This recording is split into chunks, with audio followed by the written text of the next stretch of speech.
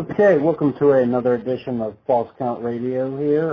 Today we are joined, we actually have a special co-host, but first let me introduce our first co-host. He is ECW original, the Pitbull, Gary Wolf. Gary, how are you doing today? Good. How's it going, everybody out there? Welcome to False Count Radio. And it should be an interesting interview today. Yeah, and J.C. Evans is, of course, as we know, he's wrestling today, so he won't be joining us. But we do have a good friend of ours from the Wrestling Soup, Anthony Missionary Thomas, joining us today. How are you doing today, Missionary? I'm doing well, gentlemen. Thank you very much for having me on. Well, thank you for a lot of people don't realize that you do a lot for our show off the air. So we just definitely want to thank you for that. Today we are going to have a tribute to General Skandor Akbar, who has recently passed away. We try not to make this much as a mourning, as a celebration. We're going to learn a lot of things with these interviews that we did. There'll be a few things that maybe people didn't know about Skandor Akbar because he was a pretty private person. Gary, did you ever have the opportunity to meet Skandor Akbar? I don't think I ever did. Unless I met him on the independent scene, and I really don't remember. I just know I heard he was a really good wrestler. Okay. Anthony, did you have any thoughts about Skandor Akbar? I mean, I know growing up you grew up in Chicago, so you were more of, in the territory days, more of AWA, so might not have gotten to see him all that often.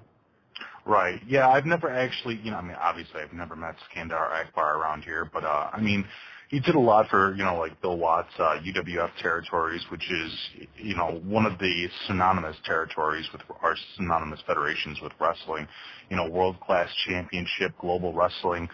I mean, he was a very well-known man, within the business, and was definitely one of the respected pioneers of this generation's wrestling. Yeah, but just like you, I grew up in Chicago, and I obviously I wasn't in tune with so far as the territory goes, but in later days when the World Class would be on ESPN and later Global Wrestling Federation, which he was a huge part of, I was able to kind of learn a little bit about him. As I was saying, we're going to learn some things that we didn't know about him, and one of the reasons why we didn't know so much about Skandor Akbar, at least outside of the ring, is, he really kept his personal life private because he was such a hated heel. A lot of people don't realize he wore a bulletproof vest because of some threats on his life. There were times where mobs would throw rocks at his car, tires were slashed, windshields were shattered. That was really in the days where kayfabe, was kept alive. But because of that, he tried to keep his personal life private for the purpose of protecting his family. A lot of people didn't even know much about him as a family man. And to state, to also help state that point, back in the day, back in the 70s or whatever, where he was managing in world-class championship wrestling, that was with the famous Von Erich family and his stable, Devastation Incorporated. It was a different time where storylines and wrestlers were heralded a lot higher than they are today.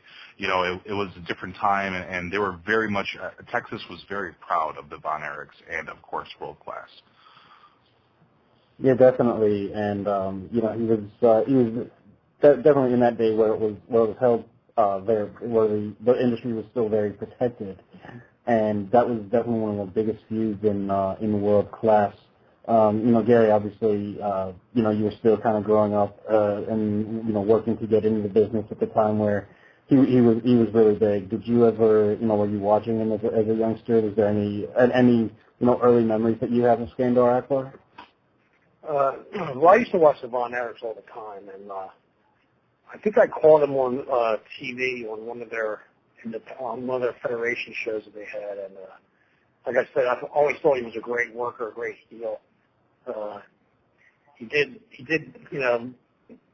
had good people around him, like the Von Erichs, and I think that probably helped him become a better heel. It's a shame that we lost him at, I don't think 60's really that old. And, but it seems like nowadays, wrestlers, our lifetime capacity, not as what it used to be, Mm-hmm. Yeah, definitely. And, Skandor definitely lived a full life. He was born in 1934, so, what's that, 75, 76, he was when he passed. So there was definitely, he had a nice long life, kind of got out of the wrestling business and sort of intermittently made his appearances, but, for the most part, when he retired, he stayed retired. Right. Yeah, actually, he retired from active wrestling in 77. He actually retired when I was born, which is kind of amusing, but right. in November of 77.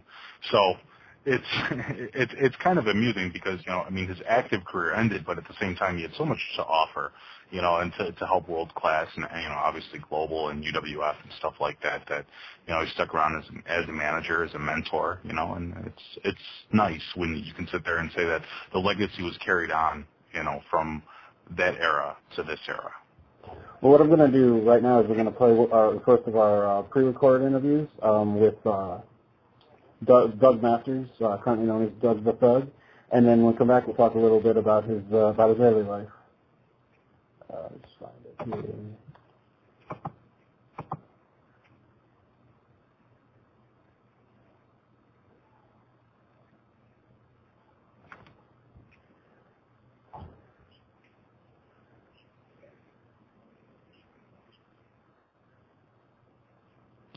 There's no sound coming through.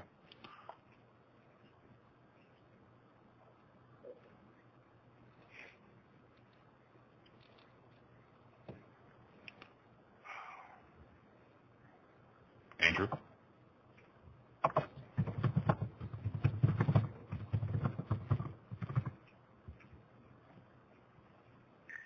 Sorry for the technical.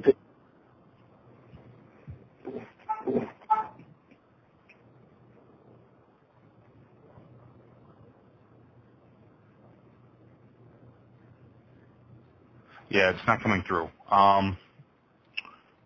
Which one is that? I'll play it from my end. Which one was that again, Andrew?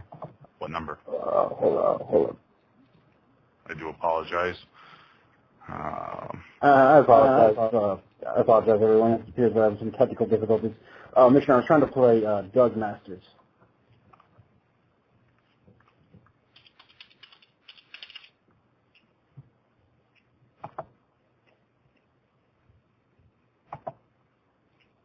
All right, we are here on the Skandor Akbar Tribute Radio Show, and on the line with me, I have Doug the Thug, formerly Pretty Boy Doug Masters. Doug, you got to work with Skandor Akbar. My first question for you has got to be, what do you think he wants the fans to remember him for? Remember him for because he always showed up on time, and he always put 120% effort in everything he did. He was a man of his word. What is one of your fondest memories of working with him? Working with him, I remember one time we was in Puerto Rico and he was my manager. Me and Dick Murdoch, he was our manager, and we had so much heat in there that the marks come over and turned the car over and set it on fire. And I said, kid, we're over. No, really, no, man, that was, been around forever. I mean, he was a good worker, man. He was a great manager. He did one good promo. Now, if you were to write a book about his life, what would the title be? The legend manager of all time. Now, my co-host Andrew Karluk has a few questions for you, so Andrew, go ahead. Yeah, he does. What kind of impact did Ack, as he was known, leave on the people around him? What now? I said, what kind of impact did Ack leave on the people around him in the wrestling business? Oh, man, what I hear, I couldn't make it to the funeral, but what I hear, there was a lot of people showed up. And I'm not sure important right now, and the grappler told me that Buck Rowe called him and told him the news, and JT told me that I heard of it, and he just come home, and good memories. He was always nice to people, and he always paid you. And if you booked him and showed up on time, he'd show up there 4 hours early, you know. He always gave young people advice. All right. Now, what do you feel is Ack's true passion in life outside of the wrestling business? Yeah, he was passionate about the wrestling business, man. That was his life. I remember him going on the road, and somebody needed money. He opened his wallet and had $1,000 in it. He's a kid that's his pocket change. He was good saving his money, but he made money, you know what I mean? Yeah, definitely. Now, can you talk about one of your favorite out-of-the-ring stories about Act that you could share with our listeners? Hey, sorry, bro. You want now? I said, can you share one of your favorite out-of-the-ring stories about Act with our listeners? Out-of-the-ring stories about Act. Well, I know one thing. He was in the gym every morning. Ack was in the gym, just like I am right now, every day, even when he got to me 60s and stuff. He always tell you, if you don't step on that on, kid, you just got to get him to go to the gym. Yeah, that's a good story about that. And he was when you come to his house, you know, he always makes you feel like family over there, you know. He'd always say, what's mine, yours, you know. Yeah, definitely. Well, that's the words on mention, man. I mean, he was sorry down there in Mid-South, down there around Oklahoma, Texas. And that's where he got most of his heat at. But he'd come up here a few times and work. Mainly it was down there. That was his territory. He ran it. When that General Skandor Akbar come to town, he knew a bit wrestling was going on. Definitely. Now, what do you feel was the legacy of Skandor Akbar? What? So what do you feel is the legacy of Skandor Akbar? The legacy of Skandor Akbar? Oh, one thing, I know he trained a lot of people, mentored a lot of people. I mean, he could be your manager, and if you dream and stuff, he'd still put you over like $1 million, and I mean, he'd tell you the spots to do and all that. I know one thing, I've been in the car with him and stuff before. I wouldn't, but somebody be smoking Willie and stuff, he wouldn't book it anymore. He wouldn't say nothing about it, but he was against all that. Well, Doug, I'd like to thank you for joining us, and, thank you for sharing your memories with our listeners. Yeah, thank you. Hey, also, he'd be in the gym. The jungle gym up here in Portland, man.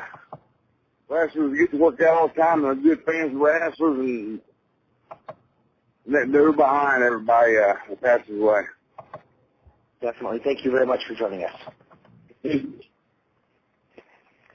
Okay, that was Pretty Boy Doug Masters, formerly known as Doug the Thug. Again, I'd like to thank him for doing that interview. What I would like to do is just talk a little bit about Skandor Akbar's wrestling career, which until I started really when I got older and I would really start getting into, more of a backstory in the history of wrestling, I never knew he was a wrestler. I grew up with him as a manager. Missionary, you and I are pretty close in age, so I'm pretty sure you were kind of in the same boat. He teamed with Danny Hodge early in his career. A lot of people didn't even realize that he worked for the WWF for a really brief time at the end of his career, being managed by Freddie Blassie. Mm-hmm. And of course, he was retired in 1977. Of course, his managerial career, which he was more famous for, was longer lasting than his wrestling career, which lasted about 14 years. Right. His time with Danny Hodge, they were tag team champions. They were U.S. tag team title champions in '67, and that's a pretty good accomplishment and a nice solid point in your career as well. He actually had a lot of titles over the year. They were tag team partners for 5 years. So Danny Hodge was his tag team partner for 5 years. They took that championship. It's a good highlight on his career, and that was before he actually retired. And actually, I kind of had a question for Gary, and maybe Gary can help me with this.